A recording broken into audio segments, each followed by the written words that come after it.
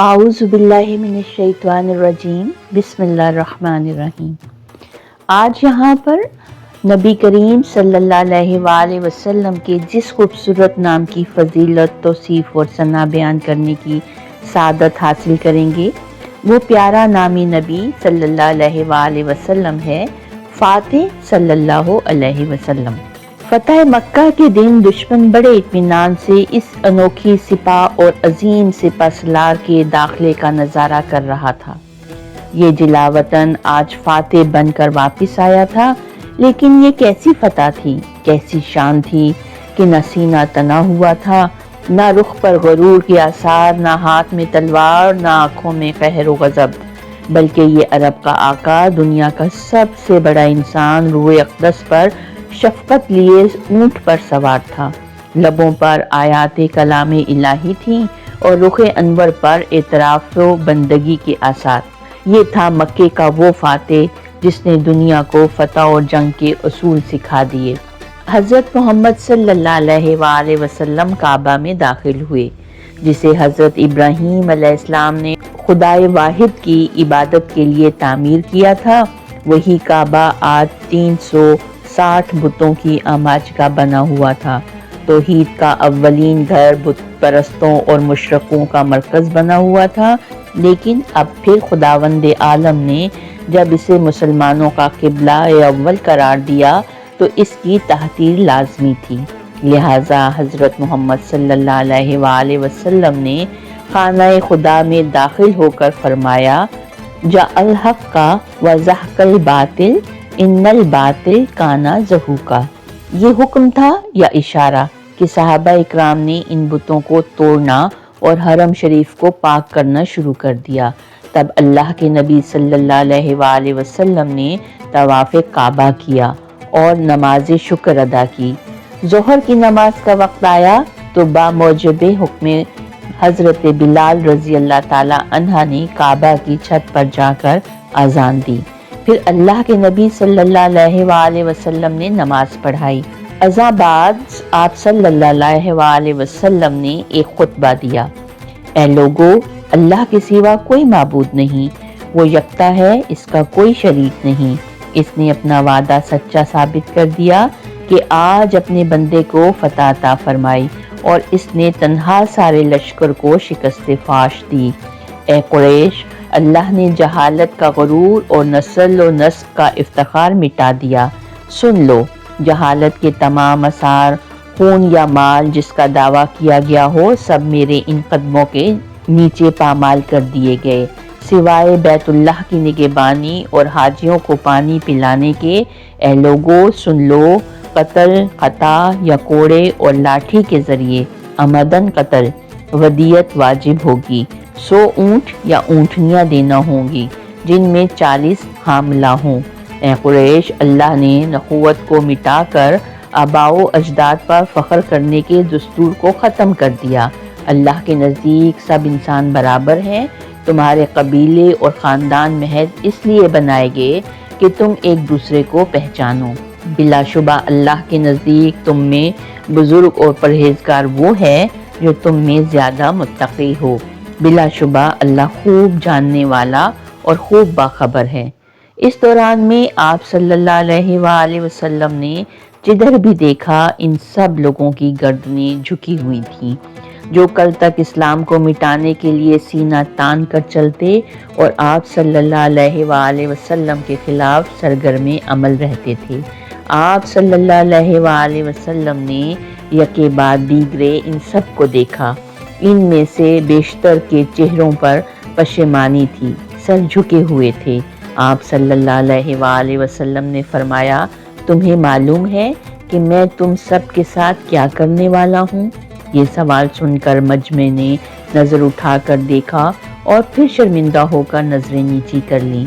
कुछ ने ज़ोर से कहा, आप शरीफ हैं, शरीफ ज़ादे हैं। अल्लाह के नबी सल्लल्लाहु अलैहि वसल्लम के लबों पर एक इत्मीनान बख्श मुस्कुराहट आ गई। वो क्यों मुस्कुराए, ये किसी को इल्म ना था। हाँ, झुटलाने वाले, अजियतें देने वाले अपने ही ज़मीर के एहसास से कुछ खौफज़दा हो गए थे। ये सब वही लोग तो थे जिन्होंने बुतों की हिमायत में ان کی مخالفت کی تھی، لیکن آج پتھر کے بت، ہاتھ سے بنائی ہوئی تصاویر، خوبصورت کاغذی پیکر، مٹی کی مورتیاں، لکڑی کی گڑیاں اور بے شمار خود ساختہ معبود ان کے کسی کام نہ آ سکے تھے۔ آج شرک و بدعت کے مظاہرے تمام ہو چکے تھے اور توحید کی حقانیت دلوں کو تسخیر کر رہی تھی، اور ایسے میں وہ سب آخری فیصلے کے منتظر تھے۔ اس وقت ہادی برحق صلی اللہ علیہ وآلہ وسلم نے فیصلہ صادر فرمایا۔ یہ معافی کا عام اعلان تھا، جاؤ تم سب آزاد ہو۔ آپ صلی اللہ علیہ وآلہ وسلم دنیا اور آخرت کے سب سے عظیم فاتح ہیں۔ آپ صلی اللہ علیہ وآلہ وسلم کی فتوحات تلوار کی دھار سے زیادہ دلوں کی تسخیر اور رحمت اور حکمت کی روشنی سے عبارت ہے۔ آپ صلی اللہ علیہ وآلہ وسلم کی سب سے بڑی فتح فتح مکہ تھی، جہاں بغیر خون بہائے عفو درگزر کا بے مثال مظاہرہ کیا گیا۔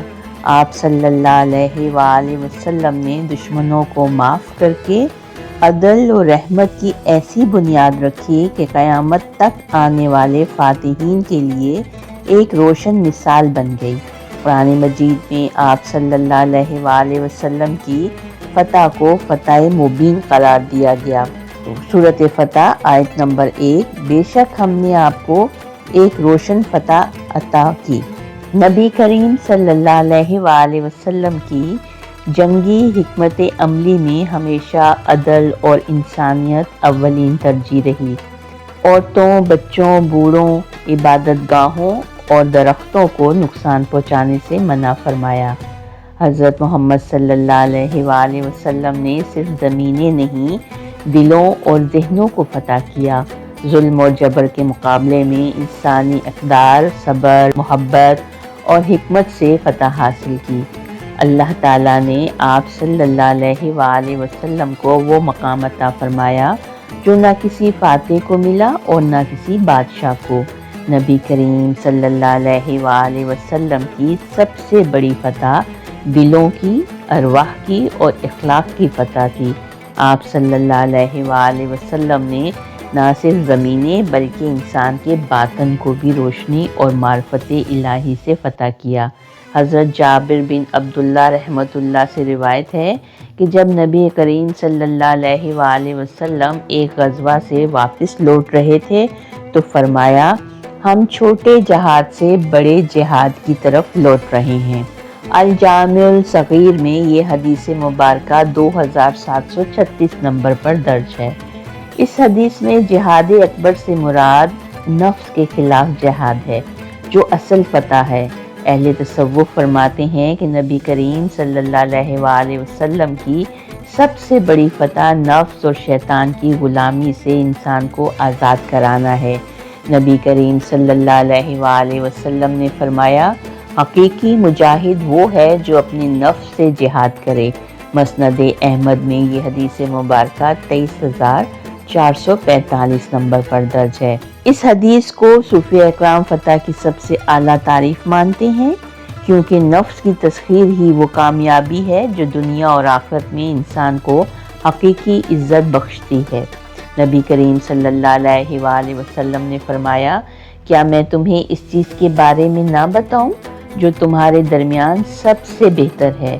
وہ ہے نرم گفتاری، صلح کرانا اور اختلاف کو ختم کرنا، کیونکہ یہ روزے، نماز اور صدقے سے بھی افضل ہے۔ ابو داؤد میں یہ حدیث مبارکہ 4919 نمبر پر درج ہے۔